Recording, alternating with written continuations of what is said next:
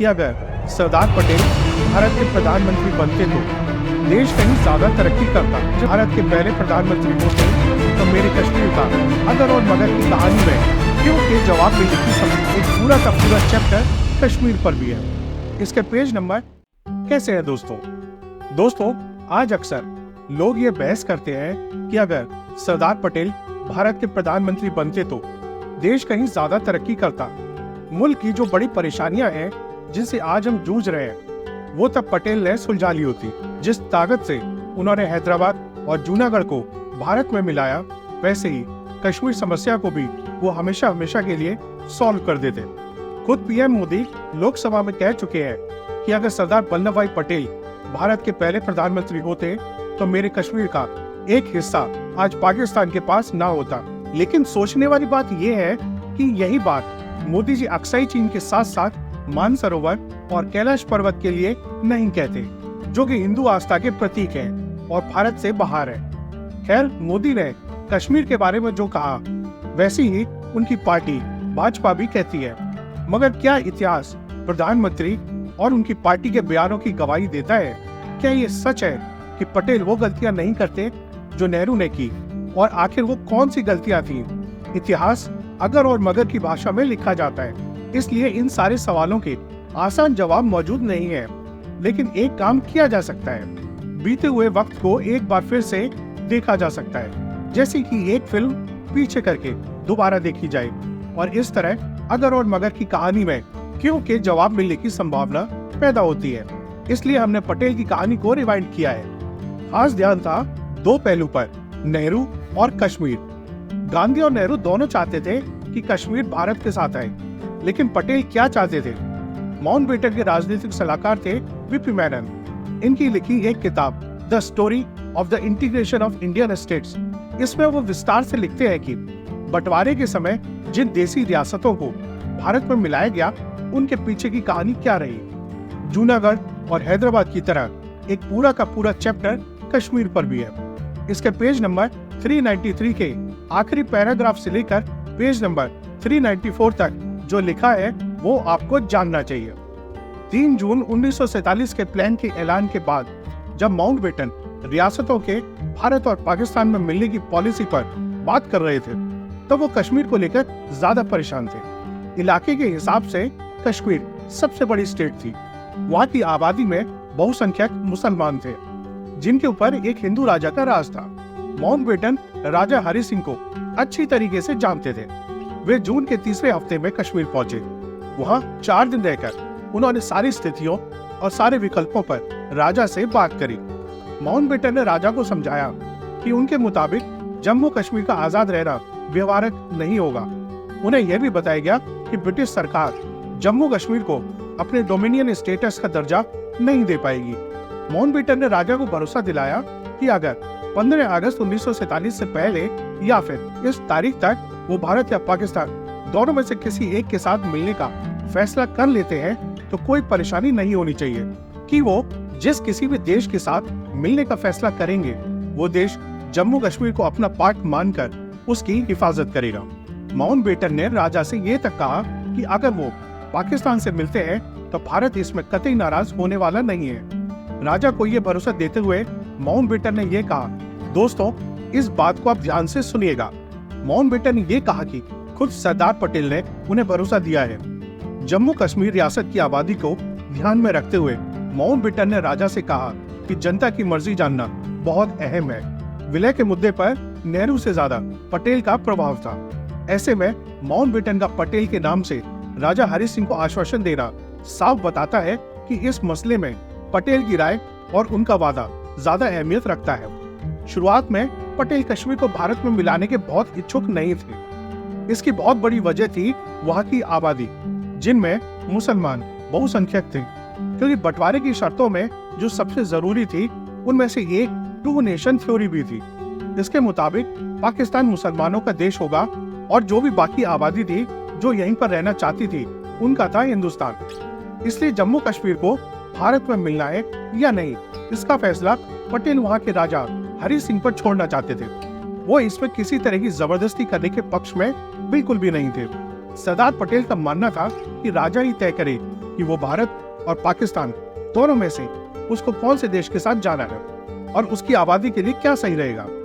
पटेल की ज्यादा दिलचस्पी हैदराबाद में थी, क्योंकि वो एक ऐसा हिस्सा था जो दक्षिण भारत के एकदम बीचों बीच पड़ता था।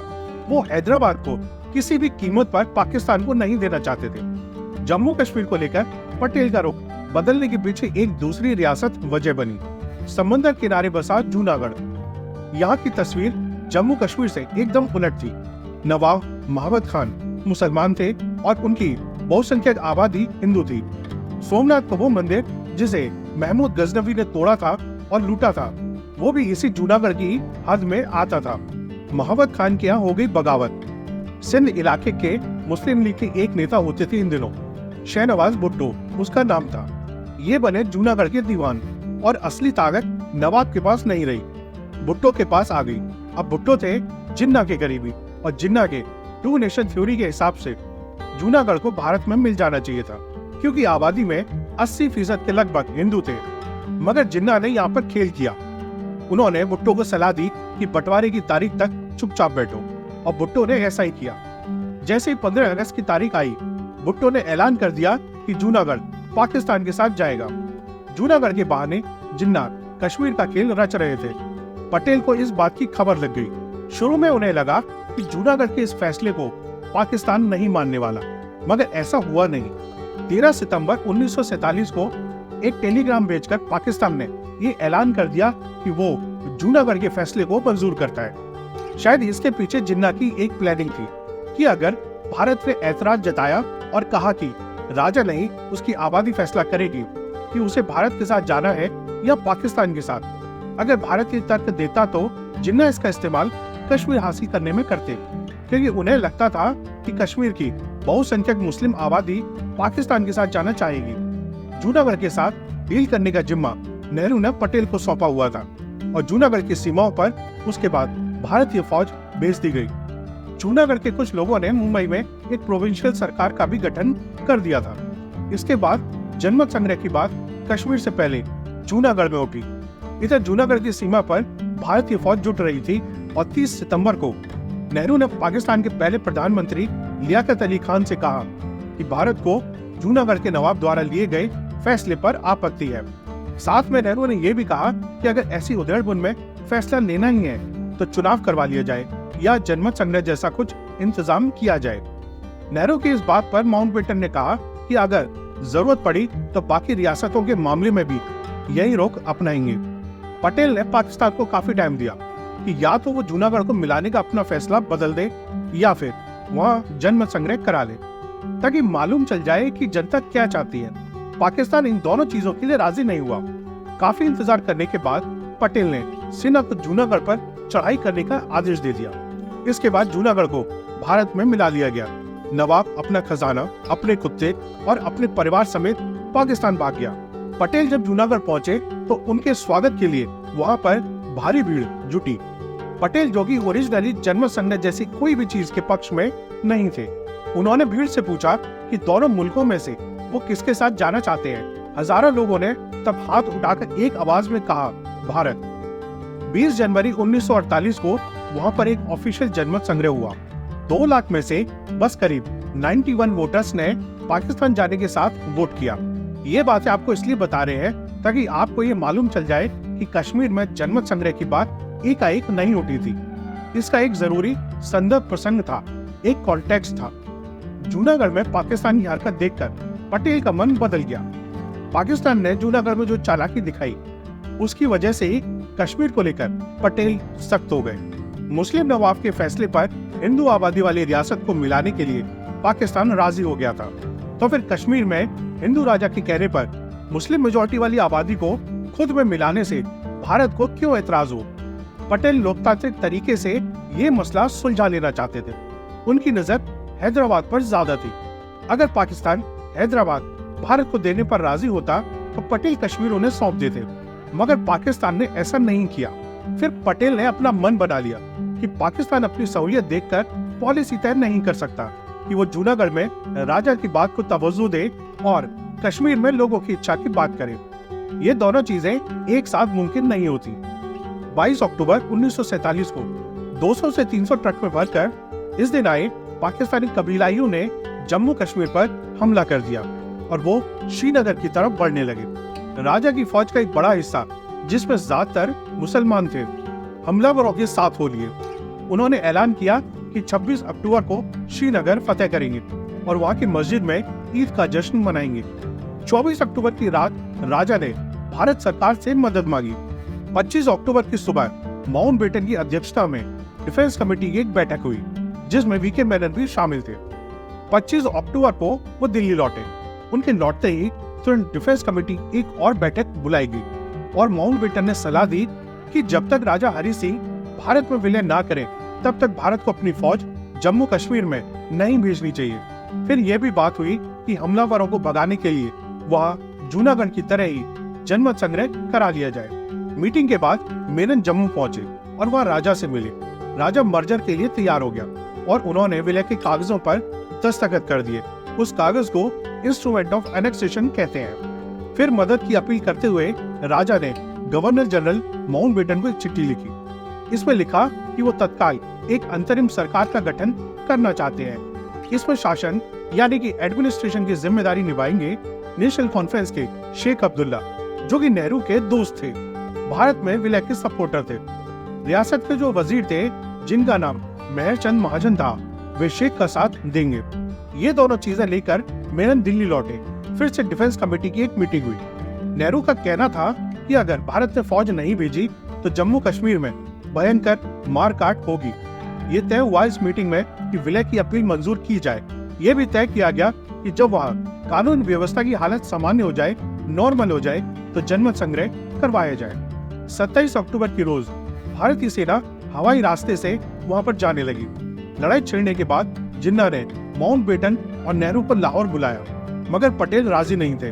उन्होंने कहा कि हमला पाकिस्तान की ओर से हुआ है तो भारत को वहां पर नहीं जाना चाहिए। अगर जिन्ना बात करना ही चाहते हैं तो वो दिल्ली आए, वहां बातचीत हो जाएगी। नेहरू शांति से बात करने और समस्या सुलझाने के पक्ष में थे। अब क्योंकि नेहरू और पटेल की राय अलग अलग थी, तो मामला पहुंचा महात्मा गांधी के पास, जिनकी बात दोनों ही सुनते थे। गांधी ने दोनों को बुलाया। गांधी ने वीके मेनन को भी बुलाया और पूछा लाहौर जाना चाहिए कि नहीं। मेनन की सलाह थी नहीं। नेहरू को उन दिनों तेज बुखार था और ऐसे में उनका जाना कतई भी मुमकिन नहीं था, तो लाहौर जाने की बात खारिज हो गई। इसी बीच गिलगित में बगावत हो गई। राजा के प्रतिनिधि गवर्नर को कैद करके पाकिस्तान ने वहां पर एक प्रोविंशियल सरकार बना दी। इन लोगों ने पाकिस्तान का झंडा भी गिलगित में फहरा दिया। नवंबर जाते जाते पाकिस्तान ने अपना वहां पॉलिटिकल एजेंट भी तैनात कर दिया, क्योंकि गिलगित जम्मू कश्मीर का हिस्सा था और राजा भारत में विलय कर चुके थे, इसलिए ये कब्जा अवैध कहलाया।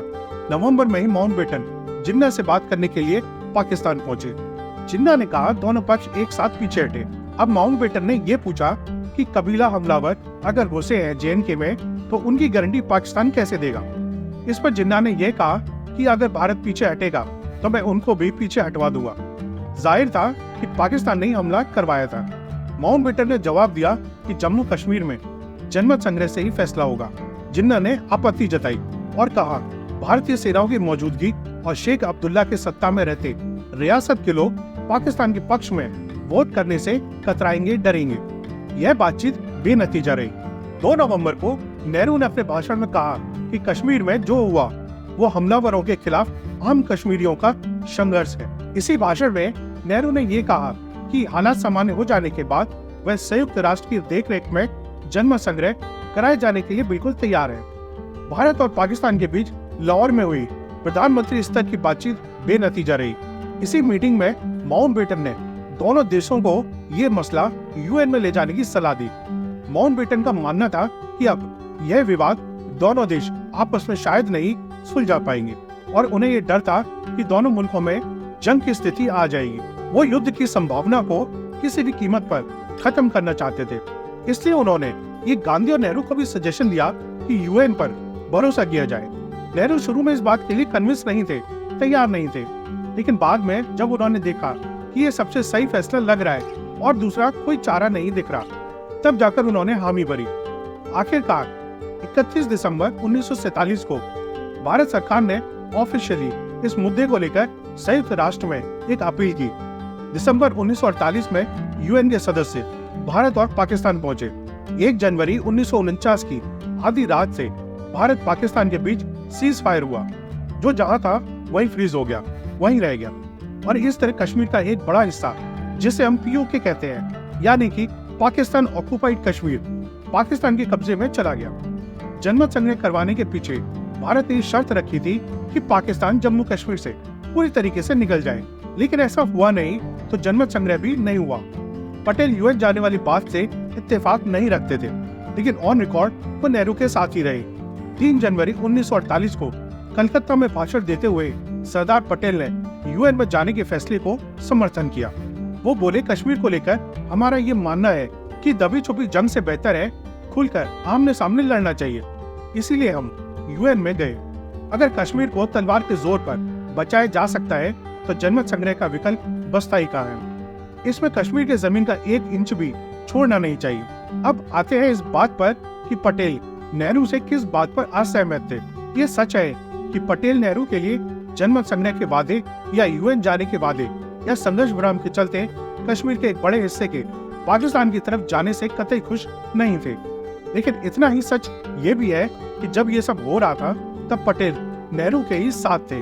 पल पल हालात बदल रहे थे, इसलिए जनमत संग्रह की बात उस समय के हिसाब से गलत नहीं थी।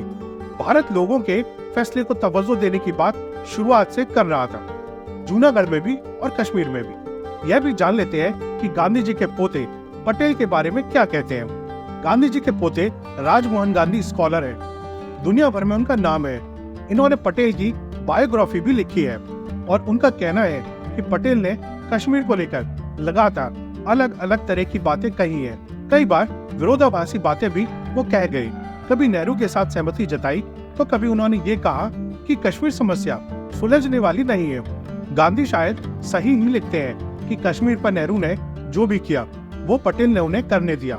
यूएन जाना भी एक ऐसा ही मामला था। पटेल की बातों में हमें काफी विरोधाभास मिलता है। कहीं वो कहते हैं कि उनका नेहरू से कोई मतभेद नहीं है, कहीं कहते हैं कि कश्मीर पर जो भी उनके मन में था वो नहीं सुना गया था। फिर कभी पटेल कहते हैं कि कश्मीर समस्या सुलझ जाती मगर नेहरू के कारण नहीं सुलझ सकी। कभी वो यूएन में जाने के फैसले पर असहमति जताते हैं तो कभी उनका बचाव भी करते नजर आते हैं। कभी वो ये कहते हैं कि संघर्ष विराम ठीक नहीं था, कि सेना को बनिहाल से पूंछ की ओर न भेजा होता तो तभी चीजें सुलझ गई होती। फिर वो ये भी मानते हैं कि शायद कश्मीर के बंटवारे पर राजी हो जाना सही रहता। एक बार पटेल ने माउंटबेटन से ये भी कहा था कि दिसंबर 1947 में कश्मीर को बांटने की उनकी सलाह शायद सही थी। शायद ऐसा करके समस्या को सुलझाया जा सकता था। जयप्रकाश नारायण का ये कहना था कि पटेल का दिमाग पढ़ना बहुत मुश्किल था। वो कश्मीर पर क्या सोचते थे ये सही से जान पाना और उसके दावे के साथ बता पाना आज भी मुश्किल है। एक आखिरी बात मुझे नेहरू वर्सेस पटेल वाले लोगों से भी कहनी है। नेहरू ने पटेल को कभी अलग नहीं किया, न पटेल ने नेहरू का साथ छोड़ा। विदेश मंत्रालय नेहरू के पास था और गृह मंत्रालय पटेल के पास। इतिहास इनके बीच कश्मीर को लेकर ऐसे किसी मतभेद के बारे में नहीं बताता जिसे लेकर दोनों में ठन गई हो या उन्होंने रास्ते अलग अलग किए हों। यह बात सही है कि नेहरू और पटेल के बीच कई बातों पे असहमति थी, लेकिन ये वैसा ही था जैसा साथ साथ काम करने वाले लोगों में अमूमन हो जाता है, जैसे मोदी और गडकरी के बीच। मतलब मतभेद जो भी थे, मनभेद नहीं बने। इसलिए विलय की सफल कोशिशों के लिए जब पटेल की तारीफ होती है तो कश्मीर की समस्या का ठीकरा अकेले नेहरू के सर फोड़ना बहुत गलत है। यूएन में जाने से कश्मीर के मुद्दे में अंतर्राष्ट्रीय दखल की राह खुल गई।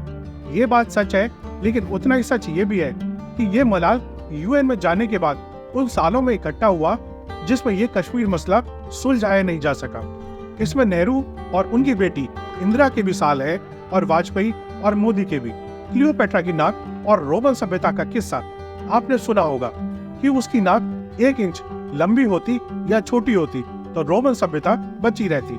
लेकिन दोस्तों, क्लियोपेट्रा की नाक जैसी थी वैसे ही थी और इसीलिए रोमन सभ्यता भी खत्म हो गई। इसीलिए ऐतिहासिक नायकों के कंधे पर बंदूक रखकर राजनीति से बचना चाहिए, क्योंकि 50 साल बाद आज का इतिहास जब लिखा जाएगा तब आप भी अगर और मगर के शिकार हो सकते हैं। तो दोस्तों, यह थी आज की कहानी। आपको पटेल और नेहरू के बारे में क्या लगता है मुझे कमेंट्स में जरूर बताएं। और अगर आप भी ऐसे किस्से कहानियों के शौकीन हैं तो फटाफट चैनल को सब्सक्राइब और वीडियो को लाइक जरूर कर दें। फिर मिलेंगे एक नई कहानी में एक नए दिन में। तब तक जय हिंद, जय भारत।